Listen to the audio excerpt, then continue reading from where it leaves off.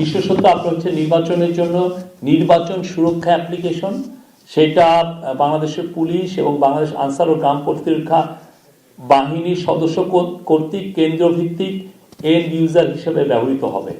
Responder হিসাবে সশস্ত্র বাহিনী, Bangladesh police, BGB, coastguard, RAB, Ansar, DGFI এবং এনএসআই এর পাশাপাশি সহকারী রিটার্নিং অফিসারগণ উক্ত অ্যাপ্লিকেশনটা ব্যবহার করবেন। অ্যাপ্লিকেশনটির মাধ্যমে কেন্দ্রীয়, বিভাগীয় ও জেলা পর্যায়ে বিভিন্ন দায়িত্বপ্রাপ্ত কর্মকর্তাদের পাশাপাশি রিটার্নিং অফিসারগণ ওভারসাইট প্যানেল ইউজার হিসেবে ভূমিকা পালন করবেন। বিভিন্ন বাহিনীর সঙ্গে এই অ্যাপ্লিকেশনের ব্যবহার প্রয়োগ বিষয়ে সভা অনুষ্ঠিত হয়েছে 28শে জানুয়ারি 2026 তারিখের মধ্যে এন্ড ইউজার এবং রেসপন্ডার রেজিস্ট্রেশন কার্যক্রম সম্পন্ন হবে। আমরা আশা করছি জানুয়ারি মাসের মধ্যে এটার যত ট্রেনিং আছে সব প্রায় শেষ।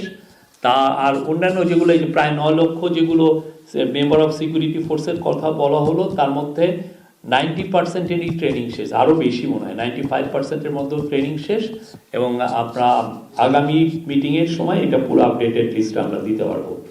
আমরা এই নির্বাচনী সুরক্ষা অ্যাপ্লিকেশনটা এর আগে এই ধরনের একটা সিমিলার অ্যাপ ইউজ করা হয়েছিল শারদীয় দুর্গাপূজার সময়, এবং এই শারদীয় দুর্গাপূজায় আমরা এটার খুব এফেক্টিভ কিছু রোল দেখেছি, যে কোথাও যদি কোনো রকমের কোনো টেনশন ক্রিয়েট হয়েছে, কোনো ইনসিডেন্ট হয়েছে, তো সেক্ষেত্রে সিকিউরিটি ফোর্সেস খুব কুইকলি রেসপন্ড করতে পেরেছেন এবং খুব দ্রুত সিচুয়েশনকে আন্ডার কন্ট্রোলে আনতে পেরেছেন।